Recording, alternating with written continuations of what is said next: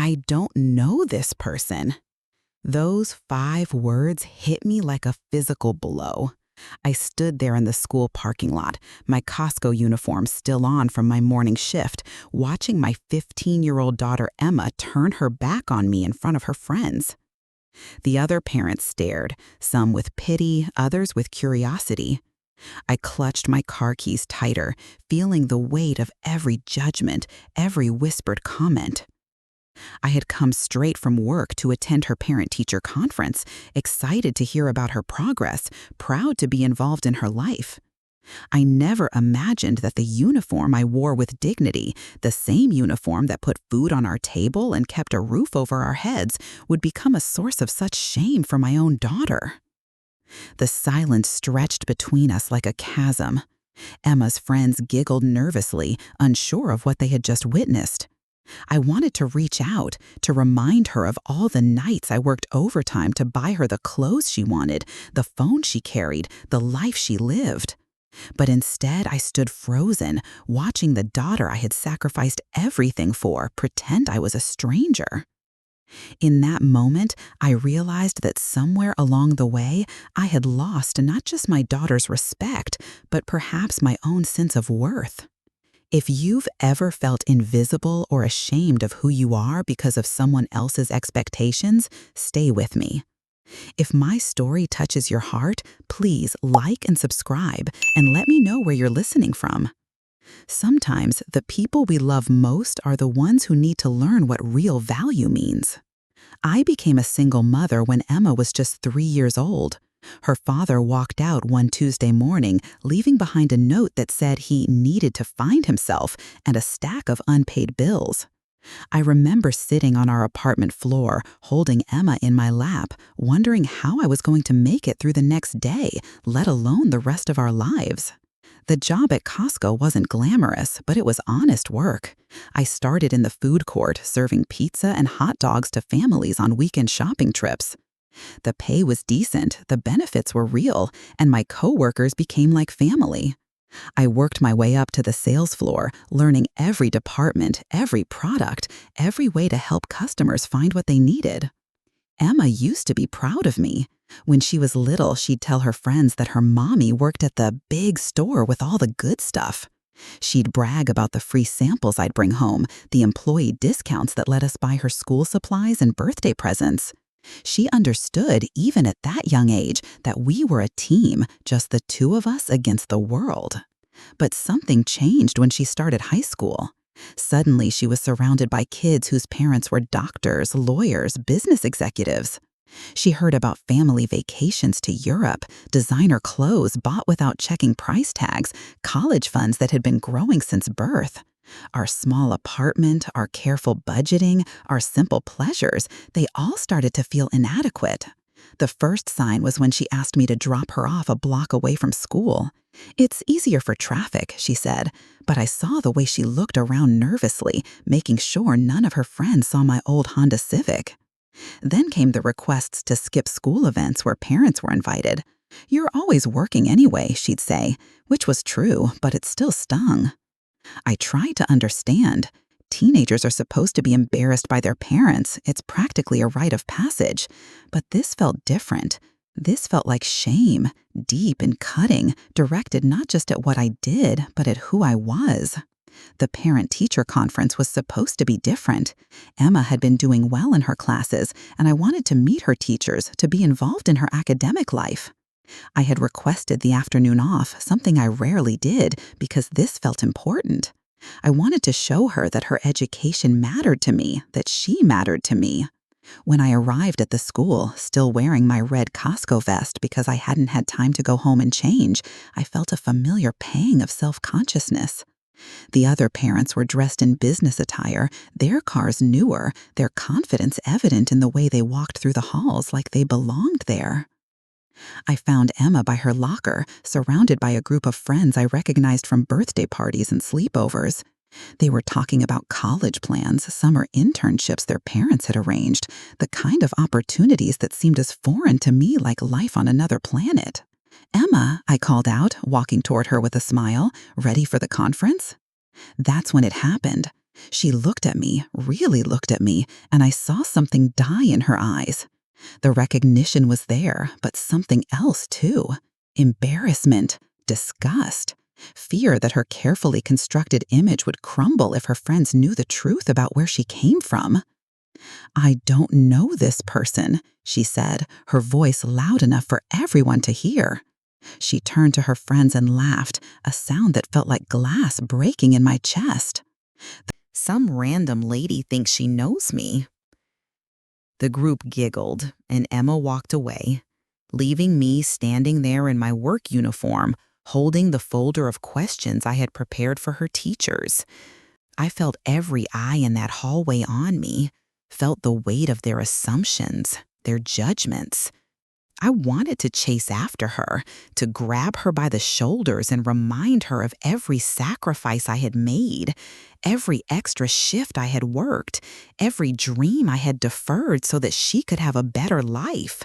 I wanted to tell her that there was no shame in honest work, that the hands that served food and stocked shelves were the same hands that had held her when she was sick, that had braided her hair for school pictures, that had applauded at every recital and game.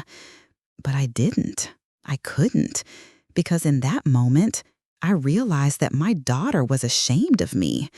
And I didn't know how to fix that. I didn't know how to make her see that love and sacrifice couldn't be measured by the size of a paycheck or the prestige of a job title. I drove home that day in silence, my heart breaking with every mile. The girl I had raised, the daughter I had loved unconditionally, had looked at me like I was nothing. And for the first time in years, I wondered if maybe she was right. The days following the incident at school passed in a blur of numbness and self-doubt. I went through the motions of living, waking up, going to work, coming home, but everything felt hollow, mechanical. The uniform I had once worn with pride now felt like a costume, a reminder of my daughter's shame. At work, my coworkers noticed the change. Maria, who worked in the bakery section, asked if I was feeling okay. Tom from electronics offered to cover my lunch break when he saw me sitting alone in the break room, staring at my untouched sandwich. But how could I explain that my own daughter had disowned me? How could I put into words the humiliation of being rejected by the person I loved most in the world? At home, the silence was deafening. Emma barely spoke to me, communicating only when necessary, and even then with the kind of cold politeness she might show a stranger. She ate dinner in her room, claiming she had homework, though I could hear her laughing on phone calls with friends late into the night. When I knocked on her door to say goodnight, she would mumble a response without looking up from her phone. I found myself questioning everything. Had I failed as a mother? Should I have pushed myself harder, found a different career, made different choices? I replayed every decision I had made since her father left, wondering if there was a moment when I could have changed our trajectory, could have become the kind of mother she wouldn't be ashamed of. The worst part was the way she looked at me, or rather, the way she didn't look at me. When we passed in the hallway, her eyes would slide past me as if I were invisible. When I asked about her day, she would give one-word answers while scrolling through her phone. I had become a ghost in my own home, haunting the spaces where love used to live. I started working extra shifts, partly because we needed the money, but mostly because being at home had become unbearable. At least at work, I felt useful, competent, valued. Customers thanked me for helping them find what they needed. My supervisors praised my reliability and work ethic. But the moment I walked through our front door, I was reminded that none of that mattered to the person whose opinion I cared about most. Sleep became elusive. I would lie awake at night, staring at the ceiling, wondering where I had gone wrong. I thought about the years when Emma was small, when she would run to me with scraped knees and broken toys, trusting that I could fix anything. I remembered the pride in her voice when she introduced me to her elementary school teachers, the way she would hold my hand in public without embarrassment. When had that changed? When had I stopped being her hero and become her burden? I tried reaching out to other parents, thinking maybe this was normal teenage behavior, but their stories were different. Their children might roll their eyes or complain about rules, but they didn't pretend their parents didn't exist. They didn't look at their mothers with the kind of cold disdain I saw in Emma's eyes. The isolation was crushing. I had spent so many years focused on being Emma's mother that I had let other relationships fade. I had friends at work, but they were work friends, people I chatted with during breaks but never saw outside the store. I had acquaintances from Emma's school events, but those connections were superficial, built around our children's activities rather than genuine friendship. I began to understand what it meant to be truly alone. Not just physically, but emotionally, spiritually. I was surrounded by people all day at work, lived in the same house as my daughter, but I felt more isolated than I had ever felt in my life. Some nights, I would sit in my car in the Costco parking lot after my shift, not ready to go home to the cold silence that waited for me there. I would watch other employees walking to their cars, laughing with coworkers, talking on phones to people who cared about their day. I envied their connections, their sense of belonging somewhere. The breaking point came on a Thursday evening. I had made Emma's favorite dinner, chicken parmesan with garlic bread, hoping it might be a small bridge between us. I set the table carefully, lit a candle, and called her down to eat. She appeared in the doorway, took one look at the scene, and sighed heavily. "I'm not hungry," she said, already turning to leave. "Emma, please," I said, my voice barely above a whisper. "Can we just eat together? Can we just talk?" She turned back to me, and for a moment, I thought I saw something soften in her expression. But then her phone buzzed, and she glanced at it, and whatever moment we might have had was gone. "I have plans," she said, grabbing her jacket from the back of a chair. "Don't wait up." I sat alone at the table, looking at the meal I had prepared with such hope, and finally let myself cry. Not the quiet tears I had been holding back for weeks, but deep, wrenching sobs that came from a place of profound loss. I was mourning not just my relationship with Emma, but the person I used to be, the confident, capable woman who had believed that love was enough, that sacrifice would be recognized, that doing your best was always good enough. That night, I realized I had two choices. I could continue to shrink into myself, to accept Emma's judgment as truth, to live as a shadow in my own life. Or I could find a way to reclaim my sense of worth, to remember who I was beyond her disappointment. The decision didn't come all at once. It grew slowly, like dawn breaking after the longest night. But sitting there in my kitchen, surrounded by the remnants of my failed attempt at connection, I made a promise to myself. I would not let my daughter's shame become my own. I would not disappear just because she wanted me to. I had work to do, not just at Costco, but on myself. And for the first time in weeks, I felt something other than despair. I felt determination. The morning after my breakdown in the kitchen, I woke up with a strange sense of clarity. The tears had washed away something, not the pain, but the paralysis that had kept me trapped in self-pity. I looked at myself in the bathroom mirror and saw a woman who had forgotten her own worth, who had allowed someone else's opinion to define her value. I thought about my mother, who had cleaned houses to put herself through nursing school. I thought about my grandmother, who had worked in a factory during World War II, proud to contribute to something bigger than herself. These women had faced hardship with dignity, had found strength in honest work, had never apologized for doing what needed to be done. When had I forgotten their lessons? When had I started believing that my worth was tied to my daughter's approval? That morning, I made a decision that would change everything.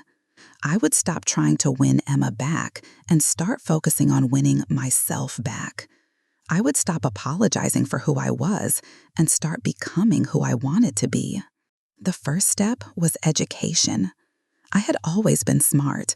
I had graduated high school with honors, had even taken some college courses before Emma was born and life got complicated.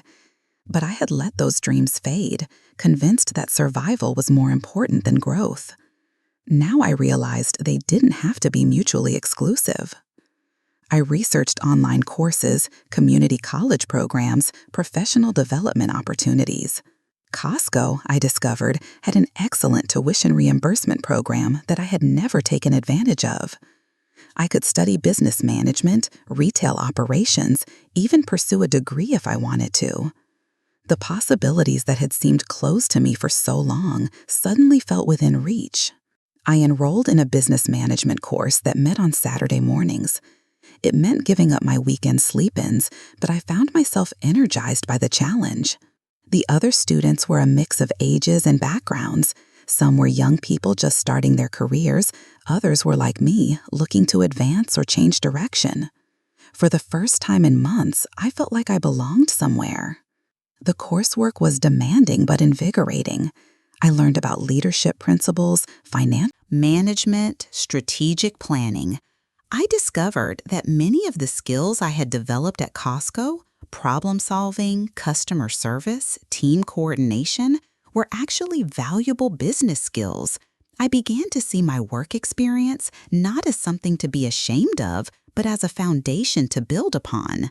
At work, I started volunteering for additional responsibilities. When our department manager mentioned that they needed someone to help train new employees, I raised my hand. When there was a project to reorganize the inventory system, I offered to lead it. I stopped seeing my job as just a paycheck and started seeing it as a platform for growth. My supervisor, Janet, noticed the change immediately. "You seem different lately," she said during one of our weekly check-ins. "More engaged, more confident. What's going on?" I told her about the courses I was taking, the goals I was setting for myself. To my surprise, she was incredibly supportive. "We've been looking for people to move into management roles," she said. "If you're serious about this, I'd like to recommend you for the Leadership Development Program." The leadership program was intensive. Additional training, mentoring, increased responsibilities. It would mean longer hours, more pressure, but also more opportunities. I accepted without hesitation. At home, Emma barely noticed my new schedule. She was so absorbed in her own world of school, friends, and social media that my absence went unremarked. Part of me was hurt by her indifference, but another part was relieved. I needed space to grow, to rediscover myself without the constant weight of her disapproval. I started reading voraciously. Business books, biographies of successful women, anything that could help me understand how to build a life of purpose and meaning. I learned about women who had started with nothing and built empires, who had faced discrimination and overcome it, who had turned their struggles into strengths. One book that particularly resonated with me was about a woman who had started as a cashier at a grocery store and eventually became the CEO of a major retail chain. Her story reminded me that there was no shame in starting at the bottom, only in staying there when you had the power to rise. I began setting concrete goals for myself. In 6 months, I wanted to complete my business management certificate. In a year, I wanted to be promoted to assistant manager. In 2 years, I wanted to be running my own department. These weren't just dreams anymore. They were plans with specific steps and timelines. The transformation wasn't just professional. I started taking better care of myself physically and emotionally. I joined a gym near work using the employee discount to afford a membership. I began eating healthier, sleeping better, carrying myself with more confidence. I bought new clothes, not expensive ones, but pieces that fit well and made me feel professional and capable. I also started reaching out to other people. I joined a book club at the local library, attended networking events for retail professionals, even started volunteering at a local food bank on weekends. Slowly, I began building a community of people who saw me for who I was becoming, not who I had been. The most important change was internal. I stopped waiting for Emma's approval to feel good about myself. I stopped measuring my worth by her reactions to me. I began to understand that her shame was her burden to carry, not mine. I could love her unconditionally while still refusing to accept her judgment of my value. This didn't mean I stopped caring about our relationship. I still hoped that someday we could bridge the gap between us. But I realized that the bridge had to be built on a foundation of mutual respect, and respect couldn't be demanded, it had to be earned. I was no longer the same woman who had stood in that school parking lot, devastated by her daughter's rejection. I was becoming someone new, someone stronger, more confident, more purposeful. I was reclaiming my life, one decision at a time. If you've ever felt defined by someone else's disappointment in you, I hope you know that you have the power to redefine yourself. You don't need anyone's permission to grow, to change, to become the person you're meant to be. The only approval you truly need is your own. As I sat in my Saturday morning business class, taking notes and participating in discussions, I felt something I hadn't felt in a long time: pride. Not pride in what I had accomplished for someone else, but pride in what I was accomplishing for myself. And that, I realized, was the beginning of everything. 6 months into my transformation, I barely recognized the woman I had become. The business management certificate was just the beginning. It had opened doors I didn't even know existed. More importantly, it had reminded me that I was capable of learning, growing, and achieving goals that once seemed impossible. The promotion to assistant manager came sooner than I had expected. Janet called me into her office on a Tuesday morning, and I thought I was in trouble for something. Instead, she offered me a position that would nearly double my salary and give me real authority within the store. "You've shown incredible initiative these past few months," she said, sliding the offer letter across her desk. "The way you've handled the new employee training program, the inventory reorganization project, you're exactly the kind of leader we need." I stared at the paper, hardly believing what I was seeing. Assistant Manager, Sarah Mitchell. The title looked foreign next to my name, but also right somehow, like a piece of myself I had been missing for years. The new role came with challenges I hadn't anticipated. Managing people was different from managing tasks. I had to learn how to delegate, how to motivate, how to handle conflicts between team members. Some of my former coworkers struggled with the transition. Suddenly, I was their boss instead of their peer. But most were supportive, especially Maria from the bakery, who told me she had always known I was destined for bigger things. I threw myself into the work with an energy I hadn't felt in years. I implemented new training protocols that reduced employee turnover by 20%. I redesigned the customer service procedures to improve satisfaction scores. I started a mentorship program, pairing experienced employees with newcomers. Each success built my confidence, proved to myself that I was more than just someone who could follow orders. I was someone who could lead. But the real transformation was happening outside of work. I had started a blog called Single Mom Rising, where I wrote about my journey from shame to self-respect. I shared the challenges of balancing work and parenting, the struggles of financial independence, the small victories that kept me moving forward. To my surprise, the blog gained a following. Women from all over the country wrote to me, sharing their own stories of rebuilding their lives after divorce, job loss, or simply the realization that they had been living for everyone but themselves. The blog led to speaking opportunities. First, it was just a local women's group meeting in a church basement. Then a community college asked me to speak to their continuing education students. Eventually, I was invited to present at a regional conference on women in retail management. Standing on that stage, looking out at an audience of professional women who had come to hear what I had to say, I felt a surge of pride that had nothing to do with anyone else's approval. I started offering workshops for single mothers, teaching them about financial planning, career development, and building self-confidence. We met in the community center on Saturday mornings, a diverse group of women united by our determination to create better lives for ourselves and our children. Some were just starting their journeys, still raw from divorce or job loss. Others were further along, ready to take bigger risks and chase bigger dreams. These women became my community, my support system, my reminder that I wasn't alone in this struggle. We celebrated each other's victories, promotions, graduations, new relationships, children who finally said they were proud of their moms. We supported each other through setbacks, rejections, financial struggles, moments of doubt when the old voices of inadequacy crept back in.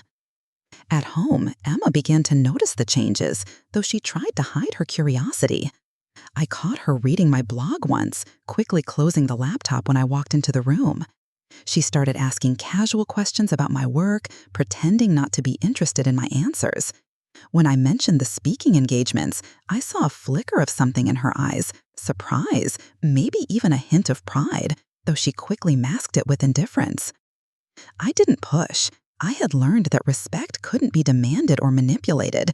It had to be earned through consistent action and authentic growth. I continued to be available to Emma, to show up for the parts of her life she would let me into, but I no longer made her approval the center of my universe. The financial changes were dramatic, too.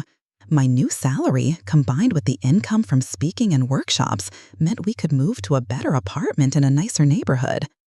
Emma's reaction to the move was complicated. She was clearly pleased with the upgrade, but seemed uncomfortable acknowledging that it was my success that had made it possible. I enrolled in more courses, working toward a bachelor's degree in business administration.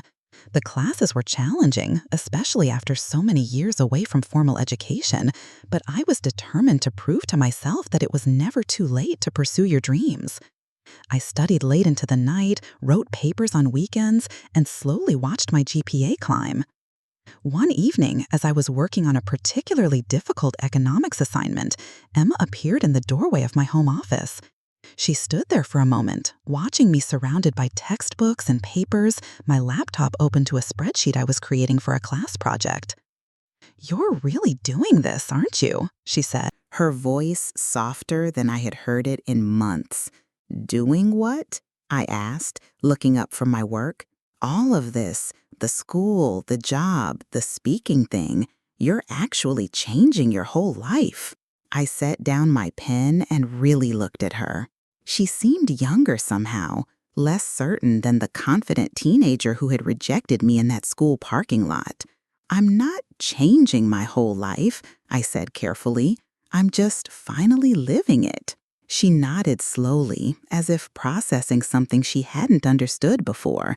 "It's kind of impressive," she admitted, then quickly added, "I mean, for someone your age." I smiled at the backhanded compliment. It wasn't much, but it was the first positive thing she had said to me in almost a year. "Thanks, Em. That means a lot." She lingered in the doorway for another moment, and I thought she might say something else. Instead, she just nodded and disappeared back to her room. But something had shifted between us, a tiny crack in the wall she had built around herself. I returned to my assignment, but my heart felt lighter than it had in months. I wasn't rebuilding my life to win Emma back. I was doing it for myself, to prove that I was worthy of respect and success. But if my growth helped her see me differently, if it showed her that there was no shame in honest work and big dreams, then that was an unexpected gift. As I worked through the economics problems, calculating supply and demand curves and market equilibrium points, I thought about my own journey from the bottom to where I was now. I had learned that success wasn't about the prestige of your starting point. It was about the courage to keep climbing, even when others couldn't see your potential. I was no longer the woman who had stood in that parking lot, crushed by her daughter's rejection. I was someone new, a leader, a speaker, a student, a mentor. I was building something that belonged entirely to me, and no one could take that away. The best part was knowing that this was just the beginning. I had bigger dreams now, clearer goals, and most importantly, the confidence to pursue them. I was rebuilding from scratch, but I was building something stronger, something that could weather any storm. 2 years after that devastating day in the school parking lot, I stood in front of the mirror in my new office, adjusting the blazer I had bought to celebrate my promotion to store manager. The woman looking back at me was confident, professional, and proud. Everything I had forgotten I could be.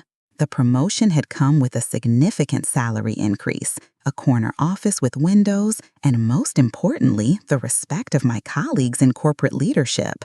I was now responsible for over 200 employees and millions of dollars in revenue.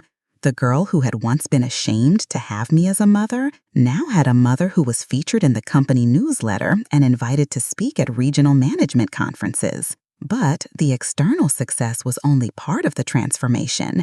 The real change was internal. I had rediscovered my worth, my capabilities, my right to take up space in the world.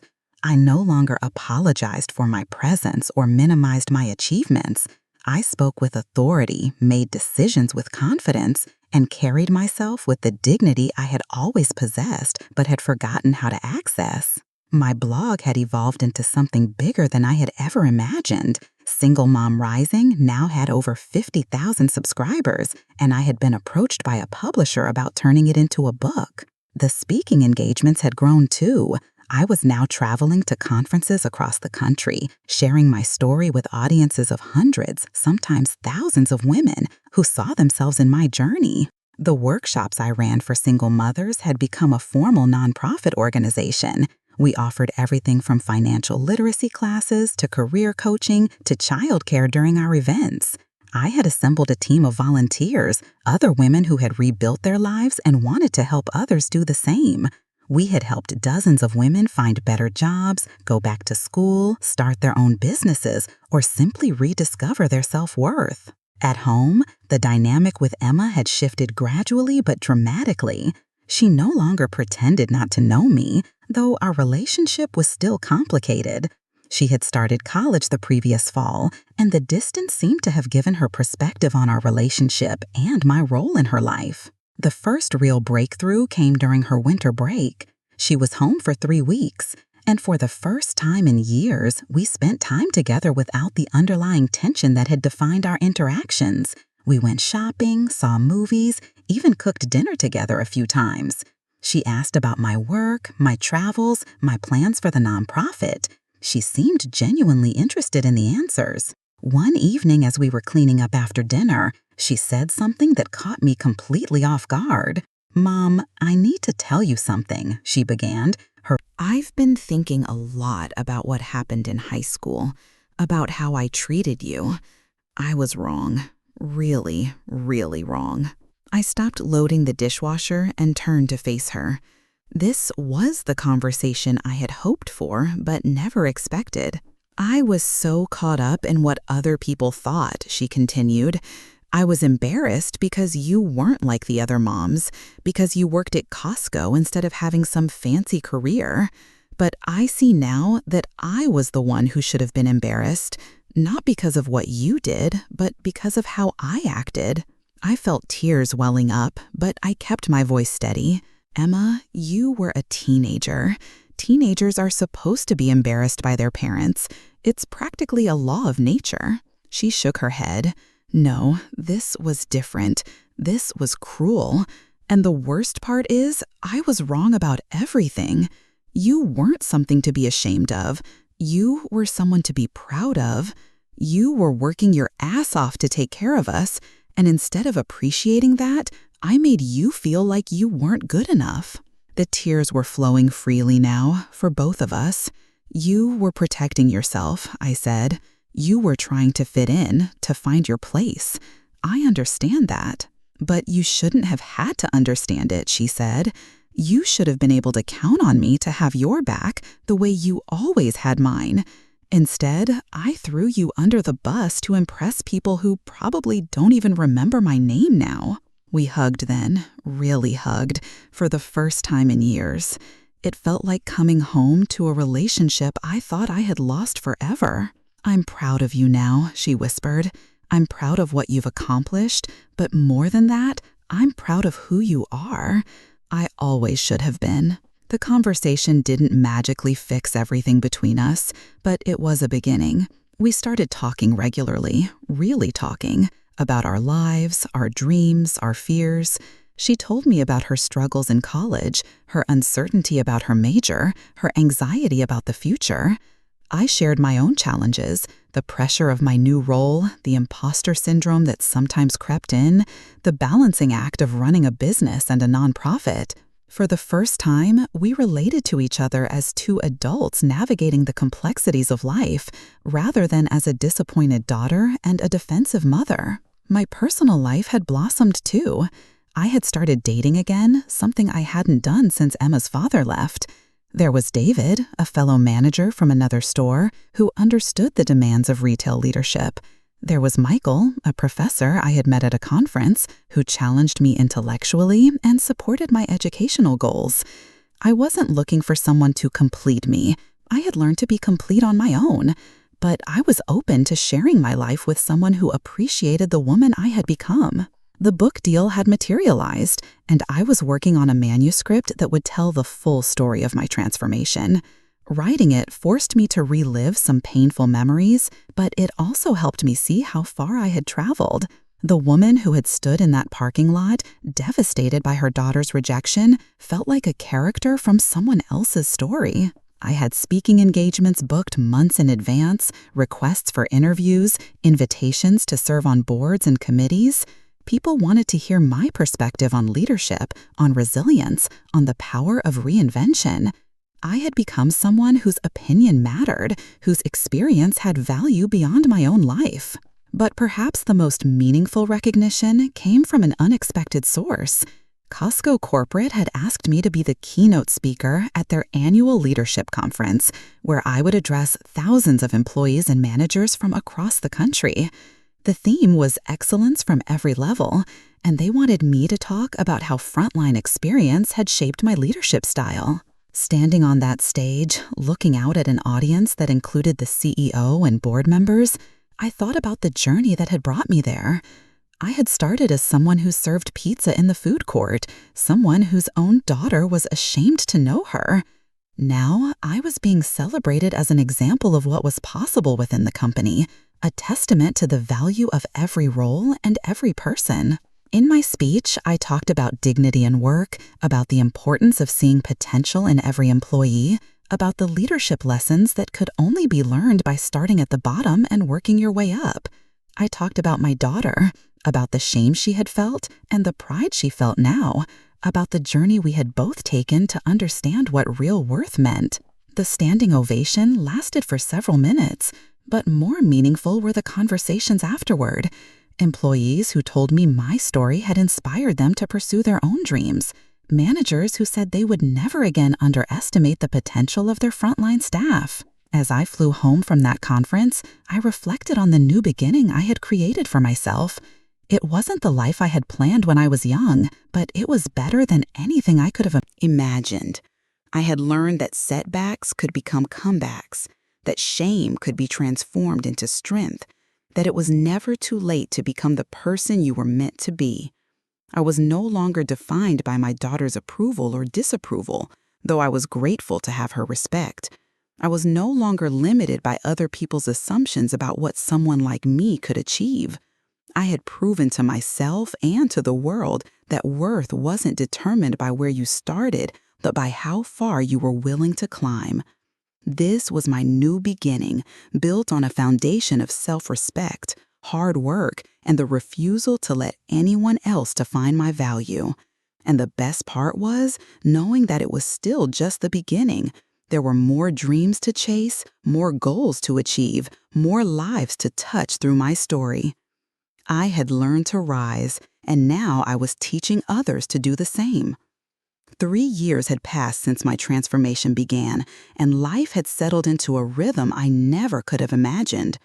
I was thriving in my role as regional manager, overseeing multiple stores across the state. My book, Rising from the Aisles, A Single Mother's Journey from Shame to Success, had become a bestseller. The nonprofit was expanding to serve women in 5 different cities. I had built a life that was full, meaningful, and entirely my own. Emma was in her junior year of college studying business administration, a choice that both amused and touched me. She had found her way back to respect for what I did, and our relationship had grown stronger than it had ever been. We talked regularly, and she often asked for my advice on everything, from coursework to career planning to relationships. I was in my office on a Thursday afternoon, reviewing quarterly reports, when my assistant knocked on my door. "There's someone here to see you," she said, her expression puzzled. "She says she's your daughter, but she seems upset." My heart immediately jumped to worry. Emma was supposed to be in class at this time of day, and she always called before visiting. I told my assistant to send her in, and moments later, Emma appeared in my doorway. But this wasn't the confident young woman I had been talking to just days before. This was someone who looked lost, scared, and desperate. "Emma, what's wrong?" I stood up immediately, moving toward her. "Are you okay? Are you hurt?" She shook her head, but tears were already streaming down her face. "Mom, I need help. I'm in trouble, and I don't know what to do."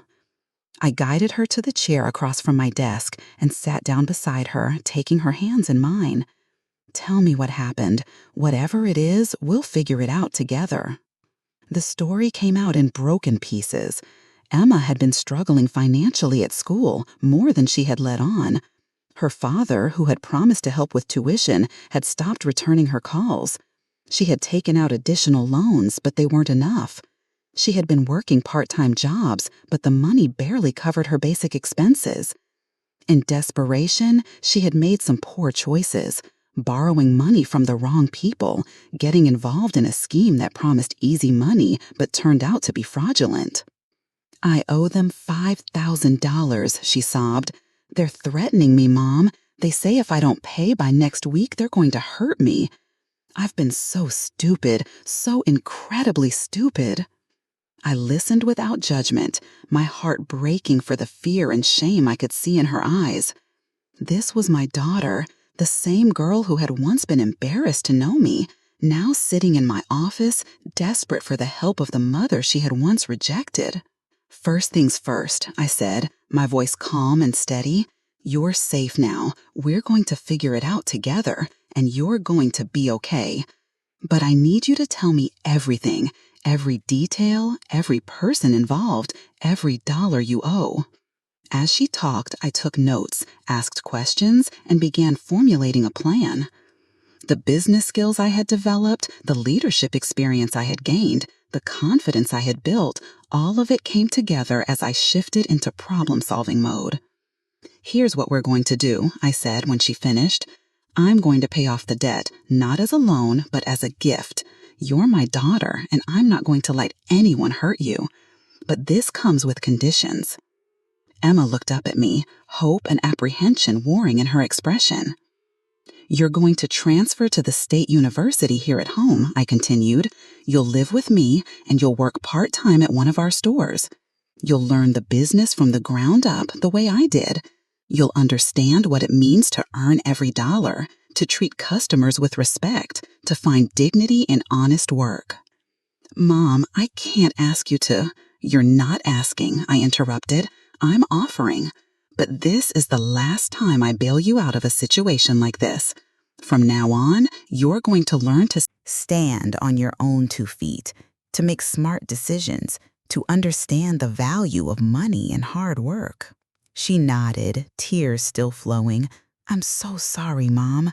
I'm sorry for everything, for how I treated you, for the choices I've made, for being such a disappointment." I reached over and took her face in my hands, looking directly into her eyes. "You are not a disappointment. You're a young woman who made some mistakes, and now you're going to learn from them. That's what growing up is, making mistakes and learning to do better. But after everything I put you through, after how horrible I was to you, why are you helping me?" I smiled, feeling a deep sense of peace about my decision. Because that's what mothers do. We love our children unconditionally, even when they can't love themselves. But more than that, I'm helping you because I can. I have the resources, the stability, the strength to help you get back on your feet. And I have those things because I refused to let your shame become my limitation. Over the next few hours, I made the necessary calls, arranged the payments, and began the process of transferring Emma back home. I used my connections to ensure her safety, my resources to clear her debts, and my influence to give her a fresh start. But I also made it clear that this was a new chapter for both of us. I wasn't rescuing her so she could go back to her old life. I was giving her the opportunity to build a better one. She would work, she would study, she would learn the value of everything she had taken for granted. That evening, as we sat in my living room, the same apartment I had been able to afford because of my success, Emma looked around with new eyes. "This is really nice, Mom," she said. "I never really appreciated it before." "It's not about the apartment," I replied. "It's about what it represents. It represents the fact that I refuse to accept limitations that other people tried to place on me.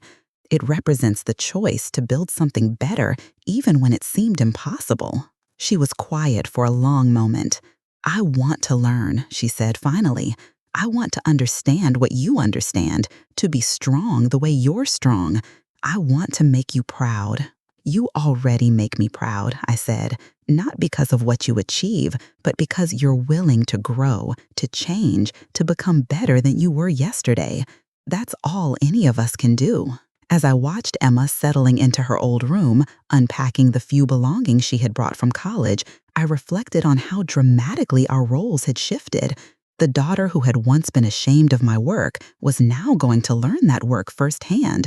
The girl who had rejected me for not being successful enough was now depending on the success I had built from nothing. But this wasn't about revenge or proving a point. This was about love. The kind of love that doesn't keep score, that doesn't say, "I told you so," that simply shows up when it's needed most. I had learned to love myself enough to build a life worth living, and now I was using that life to help my daughter build hers. The encounter had brought us full circle, but to a much better place than where we had started. We were no longer mother and daughter divided by shame and misunderstanding. We were two women who had both learned hard lessons about worth, respect, and the courage it takes to start over. And as I tucked Emma in that night, something I hadn't done since she was small, I felt a deep sense of gratitude for the journey that had brought us here. The pain had been real, but it had led to something beautiful, a relationship built on mutual respect, a daughter who was ready to learn, and a mother who had the wisdom and resources to teach. 6 months after Emma moved back home, I stood in the break room of our flagship store, watching my daughter interact with her coworkers during their lunch break. She was laughing at something Maria from the bakery had said, sharing her sandwich with a new employee who had forgotten to bring lunch, and discussing weekend plans with the enthusiasm of someone who genuinely enjoyed the people she worked with. The transformation had been remarkable to witness. Emma had started in the most entry-level position available, cart retrieval in the parking lot. I had insisted on it, despite her protests and the raised eyebrows of some managers who knew she was my daughter. She needed to understand the business from the ground up, to experience every level of the work that had built our life. The first few weeks had been humbling for her. She came home exhausted, her hands blistered from pushing heavy carts, her pride bruised by the physical demands of the job. But she stuck with it, and gradually something shifted. She began to take pride in doing the work well, in being reliable, in earning the respect of her coworkers through her effort rather than her connections. One of my former supervisor and now a district manager told me during one of our monthly meetings, "She's really good at this. She has your work ethic, but she also has something else, a humility that comes from having learned some hard lessons. The other employees respect her because she doesn't act like she's better than them." Emma had worked her way through several departments: food court, customer service, sales floor. Each position taught her something new about the business, about customer service, about the dignity that came from honest work. She was currently training to be a department supervisor, and her performance reviews were consistently excellent. But the real change was in how she saw the world. The girl who had once been embarrassed by my uniform now wore hers with pride. She talked about her coworkers with genuine affection, understood their struggles because she had lived them herself. She had learned to see people for who they were rather than what they did for a living. Our relationship had deepened in ways I never could have imagined. We worked different shifts to avoid any appearance of favoritism, but we often had dinner together in the evenings, talking about our days, our challenges, our goals. She asked for my advice not just as her mother, but her mentor, someone whose judgment she had learned to trust and respect. "I understand now," she said one evening as we were cleaning up after dinner. "I understand what you meant when you said there's dignity in all honest work.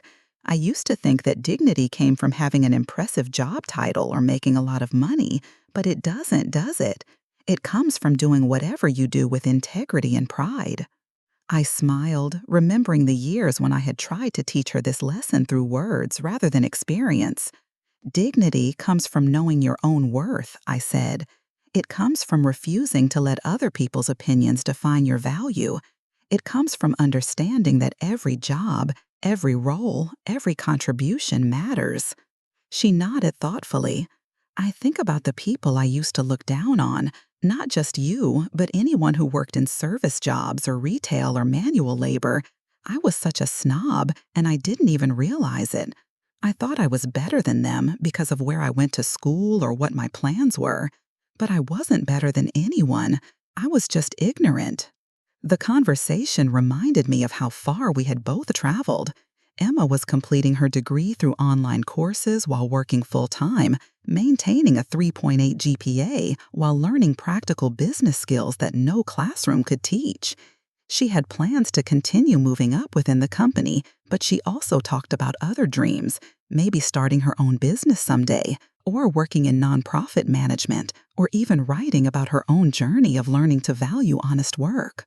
My own life had continued to expand in ways that still amazed me. The book had led to a second book deal, this one about leadership principles learned from frontline experience. I was traveling regularly as a keynote speaker, sharing my story with audiences around the world. The nonprofit had grown to serve women in 12 cities, with plans to expand nationally.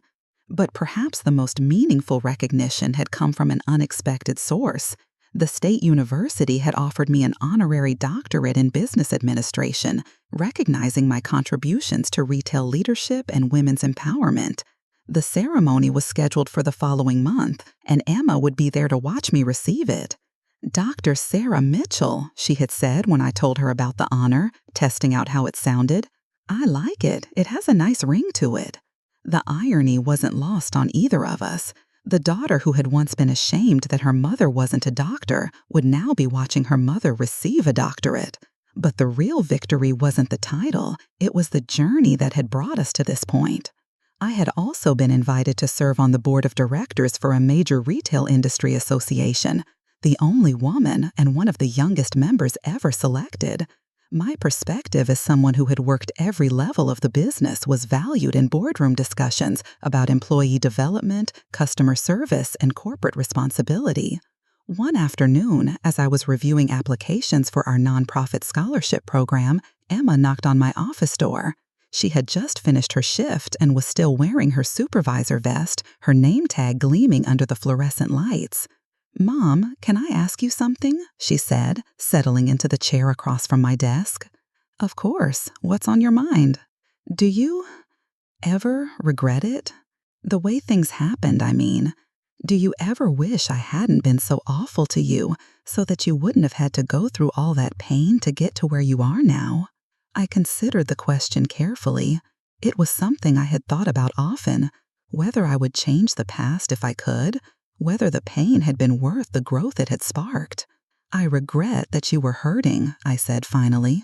"I regret that you felt you had to choose between loving me and fitting in with your peers.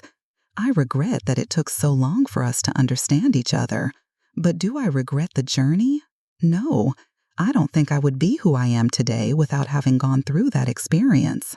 She nodded slowly. "I think about that sometimes, too. I think about how different my life would be if I hadn't made those mistakes, if I hadn't had to learn those hard lessons. And I realized that I'm actually grateful for the experience. Even though it was painful, it made me a better person. Growth often comes through struggle, I said. The easy path doesn't usually lead to the most meaningful destinations. As Emma left my office that day, I reflected on the full circle our relationship had traveled. We had started as a mother and daughter, divided by shame and misunderstanding. We had moved through a period of separation and pain, and now we had arrived at a place of mutual respect, shared values, and genuine friendship. But more than that, we had both learned lessons that would serve us for the rest of our lives. Emma had learned that worth isn't determined by status or wealth, but by character and effort. I had learned that my value didn't depend on anyone else's approval, that I had the power to define my own success. The girl who had once denied knowing me was now proud to be my daughter. The woman who had once felt ashamed of her work was now celebrated as a leader in her industry. We had both discovered that real worth comes from within, that dignity is something you claim for yourself, and that it's never too late to become the person you're meant to be. As I sat in my office that evening, looking out at the store floor where Emma was leading her team through the evening rush, I felt a deep sense of peace. We had come full circle, but to a much better place than where we had started. And the best part was knowing that this was just the beginning of what we could accomplish together. Today, as I sit in my corner office overlooking the city, I can see the Costco where my journey began. It's been 5 years since that devastating day in the school parking lot, and sometimes I can hardly believe how far I've traveled. But more than the external changes, the promotions, the recognition, the financial success, what amazes me most is the internal transformation. I am no longer the woman who allowed someone else's shame to define her worth. Emma graduated summa cum laude last month, completing her degree while working full-time and maintaining her position as one of our youngest department managers. At her graduation ceremony, she gave a speech as valedictorian of the Adult Learner Program. She talked about the importance of humility, about learning to value all kinds of work, about the mother who had taught her that dignity comes from within. My mom taught me that there's no shame in honest work, she said, looking directly at me in the audience. She taught me that your worth isn't determined by your job title or your salary, but by your character, your effort, and your refusal to let others define your value. She taught me these lessons not through words, but through her own example of rising from shame to success. I cried during that speech, not tears of sadness, but tears of pride and gratitude. The daughter who had once denied knowing me was now publicly celebrating the lessons I had taught her. The relationship we had rebuilt was stronger than the one we had lost, built on a foundation of mutual respect and shared understanding. My second book, Leading from Every Level, Lessons in Dignity and Success, became a bestseller and established me as a thought reader in retail management and women's empowerment. I've spoken at conferences on 6 continents, sharing my story with audiences who see themselves in my journey. The nonprofit now operates in 25 cities and has helped over 1,000 women rebuild their lives after setbacks. But perhaps the most meaningful recognition came from Costco itself. They created the Sarah Mitchell Leadership Development Program, designed to identify and nurture management potential in frontline employees. The program has already promoted dozens of workers into leadership roles, proving that talent and potential exist at every level of an organization. I've been promoted to Vice President of Human Resources for the Western region, overseeing employee development for over 50 stores. In this role, I've implemented policies that ensure every employee is treated with dignity and given opportunities for advancement. I've created mentorship programs, educational partnerships, and career pathways that help people see their current jobs not as dead ends, but as stepping stones. Emma now works alongside me in a different capacity. She's pursuing her MBA while serving as a consultant for our nonprofit, using her business education and her lived experience to help other young women understand the value of hard work and perseverance. She often speaks at our workshops, sharing her own story of learning to overcome privilege and entitlement. I used to think success meant never having to do certain kinds of work, she tells the young women we serve. I thought dignity came from avoiding jobs that seemed beneath me. But I learned that real dignity comes from doing whatever work you do with pride and integrity. My mother taught me that by example, and it's a lesson that changed my life. I cried. Our relationship now is everything I once hoped it could be and more. We're not just mother and daughter, we're colleagues, friends, and mutual admirers. We challenge each other, support each other, and celebrate each other's successes. The pain of our separation seems like a distant memory, replaced by the joy of our reunion and the strength of our rebuilt bond. I've also found love again. David, the district manager I met 3 years ago, proposed last month. He's a man who values my strength rather than being threatened by it, who celebrates my success rather than competing with it. Emma adores him, and he treats her like the daughter he never had. We're planning a small wedding next spring, a celebration of new beginnings and second chances. But beyond all the external successes, the most important transformation has been internal. I no longer need anyone's approval to feel worthy. I no longer apologize for taking up space in the world. I know my value, and I refuse to let anyone diminish it. I've learned that respect must be earned, but self-respect can only be given by yourself. To anyone listening who has ever felt ashamed of who you are or what you do, I want you to know this. Your worth is not determined by other people's opinions. Your value is not measured by your job title, your salary, or your social status. You are worthy of respect, love, and success simply because you exist, because you're trying, because you refuse to give up. If you're a single mother working multiple jobs to make ends meet, you are not less than the mothers who don't have to work. You are showing your children what strength looks like, what perseverance means, what love does when it's tested. If you're working in retail, food service, or any job that others might look down on, hold your head high. You are contributing to society, serving others, and earning your way in the world.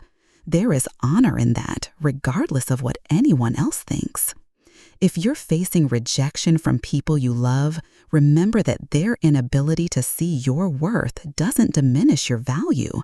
Sometimes the people closest to us are the last to recognize our potential. Don't let their blindness become your limitation. And if you're ready to change your life, to rise above the expectations others have placed on you, know that it's never too late to begin again. Education, growth, and transformation are available to anyone willing to do the work. You don't need permission to become the person you're meant to be. My journey from shame to success wasn't easy. There were moments when I wanted to give up, when the pain seemed too much to bear, when the goal seemed too distant to reach. But I kept going, one day at a time, one choice at a time, one small victory at a time. And eventually, those small steps led to giant leaps. Today, I am proud of who I am and what I've accomplished. I'm proud of the work I do, the lives I've touched, the daughter I've raised, and the woman I've become. I'm proud of my journey from the food court to the boardroom, from shame to success, from rejection to respect. But most of all, I'm proud that I never gave up on myself. I'm proud that I refused to let anyone else write my story. I'm proud that I chose to rise. If my story has touched you, if it's given you hope or inspiration, or simply reminded you of your own worth, then sharing it has been worthwhile. We all have the power to transform our lives, to overcome our circumstances, to become more than anyone ever expected us to be. The only question is, are you ready to rise? Thank you for listening to my story. Thank you for seeing my worth, for celebrating my journey, for believing in the power of transformation. And remember, your story is still being written.